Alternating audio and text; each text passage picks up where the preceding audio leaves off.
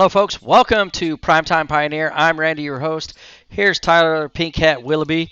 And this time in the feature match, well, we're going to kind of explain. Let me go back a little bit. We're going to be doing 4 rounds of Pioneer Magic, best of 3, 40-minute rounds. That way we can get done before 10 p.m. So, looks like somebody bumped the camera for Ed. Kids these days, man. That's why we Yeah, can't have nice kids. things. Yeah. It's probably last night during the Pokemon event when they were using it. But we're going to knock on the wall and let them know that it is time. Find out who's going to be on the play. Ed starts the clock, and we're going to see how they're doing. Out of the two, Ed definitely has a sweeter deck. He's playing Infinite Possibilities. It's basically just a red-green mid-range deck that does have a combo finish in Enter the Infinite Borborygmos Enraged. Yeah, he took 18 as he shocked in a Mana Dork. It's always good to see those coming out early and fast. Here we see a Lovestruck Beast. So he said he's playing Infinite Possibilities. I don't think this is it. This is Infinite Possibilities. Oh, okay. Oh, yeah. Yeah, it's just a red-green mid-range deck that has the combo potential with Enter the Infinite and Possibility Storm to play Borborygmos. Throw a bunch of land to your opponent and kill him. Daniel is playing the Dredge version in Pioneer. There's no actual Dredge in it, but the purpose is to just self-mill yourself out and able to increment value out of it. Yeah, because you still have like Prized Amalgam. I can't say it. These Scrapheap Scroungers, you got Citrus Suppliers. Yep. So Daniel's, of course, going to block because he's going to mill 3 more. That's a free mill. Yeah, because he's got a Scrapheap Scrounger, which is pretty good. He's missing land, which is not good. Yep. So he's going to make 2 red instead of just hitting Daniel. Probably because there's a card that Ed doesn't want to flip over. You should know the top card, though.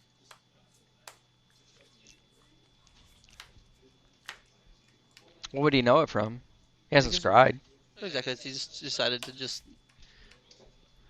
I don't know. I think I would have preferred the aggro line there and just make him take 2. You got a 5/5 that's just attacking every turn, and Daniel will hopefully eventually get some sort of pressure on board.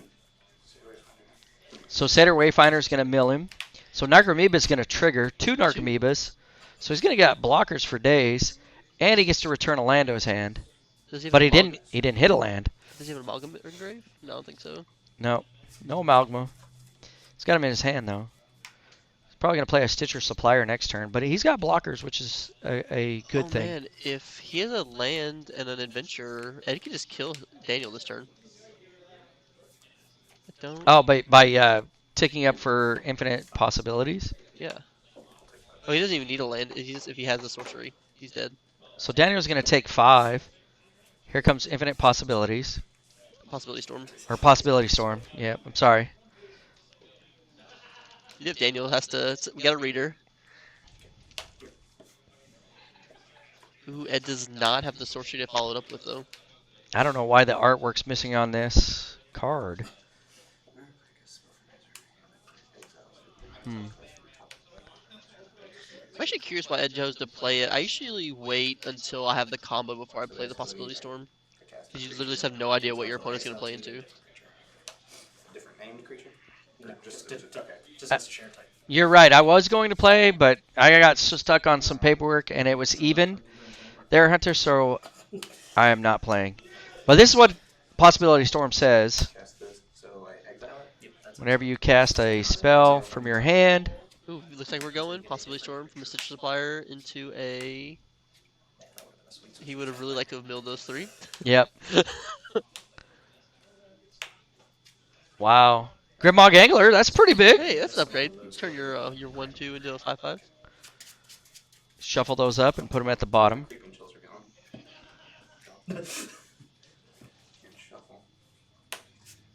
Now me, I want to play Possibility Storm with Teferi.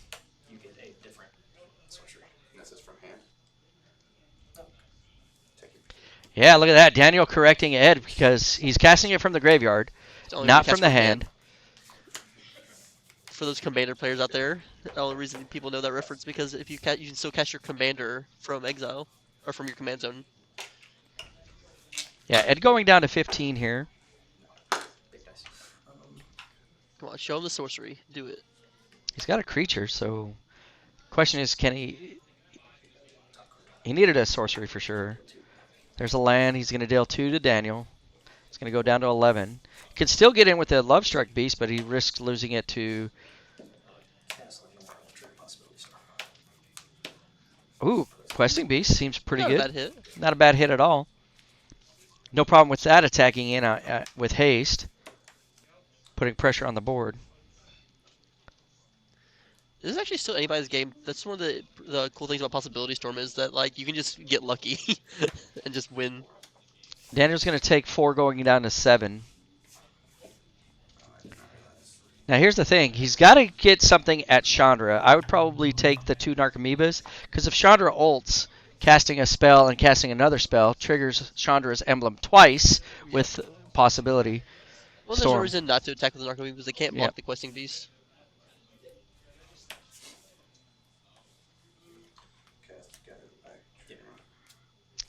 So Gather the Pack, I believe, is an instant. I think it's a sorcery. Yeah.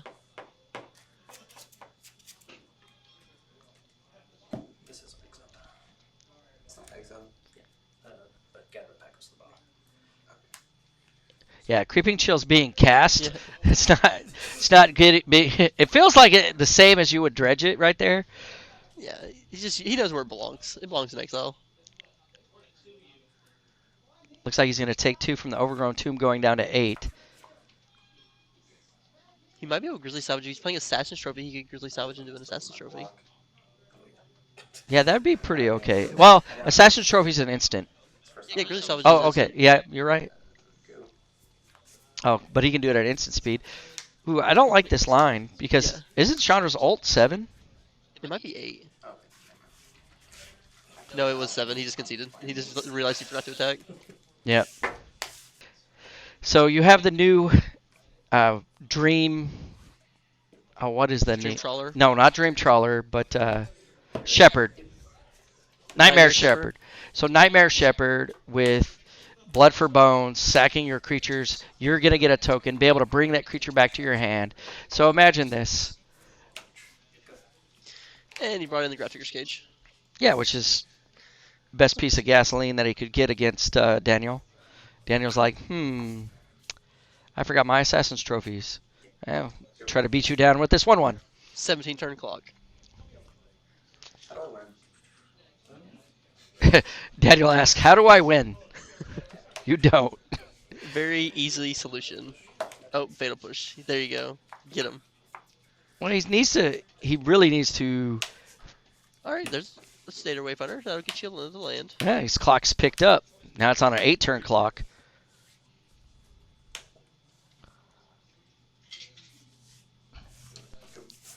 He still hasn't he hasn't flipped over an Abrupt Decay or an Assassin's Trophy, or even a Nature's, something to naturalize or So there's a question return here. to Ed nature.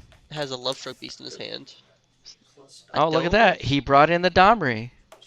I don't think it's right.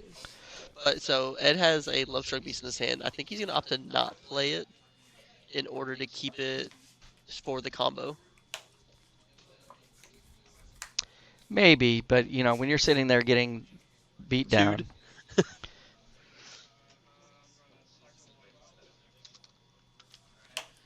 Domri Rade. +1, look at the top part of your library. If it's a creature, you may put it into your hand. -2, fight. And then -7, you get emblem with kill your opponent. Yeah, and that emblem's pretty powerful. That's why Daniel realizing it and started to attack. Bonecrusher Giant. Yeah, so Domri Wait, how was... Oh, he casted the Scrap Drawer. Never mind. Heart's Desire is going to get a 1/1. Then he's going to probably play the 5/5. It's on an adventure. It's not a quest. It literally says on an adventure. Oh, no, he missed a land drop. Yeah, okay. So the 1/1 can chump the Scrap Heap. Well, he also has the Stomp Yeah. on the side of. Yeah, so imagine he's probably just going to stomp the Scrap Heap, trade with the Wayfinder, and then let the 1 kick happen. Yep. Here we'll see the Stomp. Stop, Scrapheap Scrounger, and then let Domri take 1. Yeah, I think he's okay. Domri taking 2 there. Grisly Salvage. Yep. Or going 2/2. Let's see. He's going to get a land. There's a Creeping Chill. Now that can trigger. Yes. Grab the base.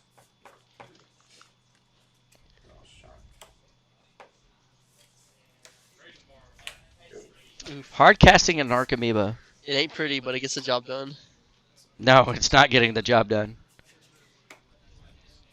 Yes, Daniel, you need to get rid of the Grafdigger's Cage. Yes, that card is legal in Pioneer. It's in standard right now. Yeah, did he bring in the Caustic Caterpillars and the Assassin's Trophy? That is the question. Did Daniel bring those in? Ooh, got a Scoos from Ed. That's strong. That's probably enough. You probably just have to kill the Citrus Supplier now, unless you just want to take one forever. Yeah. Yeah. Oh, the top deck Assassin's Trophy getting milled. That's why No. You don't play Dredge for the luck sometimes. Wow. That Grafdigger's Cage, turn 1, really doing some work. Domri getting some extra cards for Ed. I think I was right in the sideboarding plan. I don't think so. Man, gosh. It's like Ed was feeling me. Maybe you just talk so loud that he heard you from the other. Well, you know what? He wouldn't take advice from you. Like I said, you're 100% loss rate with the deck. Is there commentary or is your computer acting weird? I think it's your computer. Hopefully it's your computer, not us. It's probably the commentary because, I don't know, my audio system's messing up today. Plus, I'm trying to fight my cold still. Yeah, no, that's why I got affected by this Woo. yesterday too. The weather changing again, you know. Tennessee cannot make up its mind as to what kind of weather it wants. Warm and sunny or cold and windy. Mm-hmm. Welcome to Tennessee. So he cast a Prized Amalgam. Does Prized Amalgam come into play tapped when you cast it? No.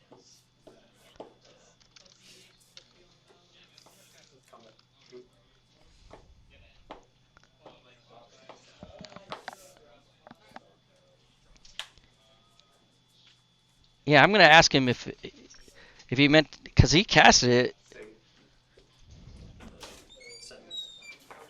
Why's your Prized Amalgam tapped? Why's your Prized Amalgam tapped? Oh. Would you like to block? Do you want to redo your decks? You still want to do the same deck? Yeah, same deck. Put you back at 18. Okay. Yeah, we needed to catch that because that was crazy. Cool, you guys can hear us? Excellent. Glad it wasn't us. I don't know if my voice is smooth or not. Alright, so we might get to see the combo here. Ooh, there's a Fatal Push. Because he's got the Heart's Desire Lovestruck Beast in hand. I would Fatal Push, try to get rid of that Grafdigger's Cage. What? What does Fatal Push have to do with Grafdigger's Cage? Because of Possibility Storms. Oh, okay. I think he only had the one Assassin's Trophy, right? Or did he have two? He might have brought in Abrupt Decays. And he could. Us? He didn't. He has no more instants.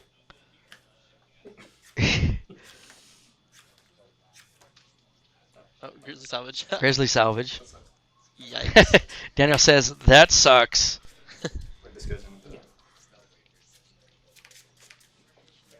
It is a Randy voice. Ooh, baby Ed, give it to him. Combo him. Creel him. He's doing a good job of it. Oh, those poor Narcomoebas. Just vanish to the Shadow Realm. Oh no, he has to take a Narcomoeba so he can cast it. Oh. My heart feels for the Dredge players. Grafdigger's Cage. So he's casting it, so now he's going to trigger Possibility Storm. Stitcher Supplier. You downgraded your 2-drop to a 1-drop? Well, a flyer.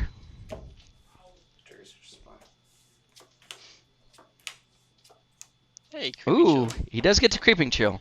He did bring. It looks like he did bring in the ultimate price.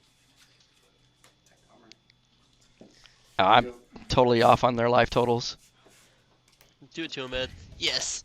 Yes. Cast Heart's Desire. Trigger Possibility Storm. Just some kind of combo. Yes. Alright. Alright, so you are gonna flip it all. Oh, that was easier. That's lame.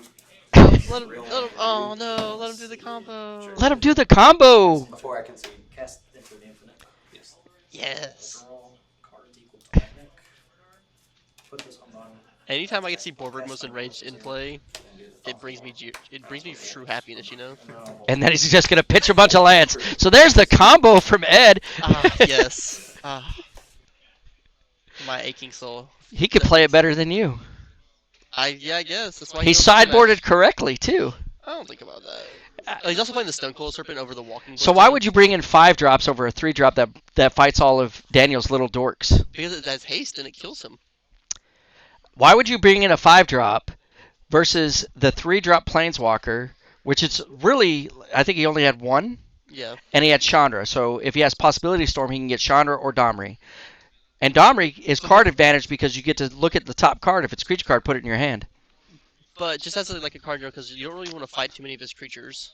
So that part doesn't really come up that much. And then the plus is fine. But I like to bring in the Rabble-Masters more just because they make blockers and they also attack pretty well. So looking at the sideboard decisions, of course, you're saying bring in these 5 drops. Yeah. Okay. And Lava Coil. I was saying Grafdigger's Cage, Lava Coils, and Domri. No, I'd bring in 5 drops. I also would have taken out the combo though.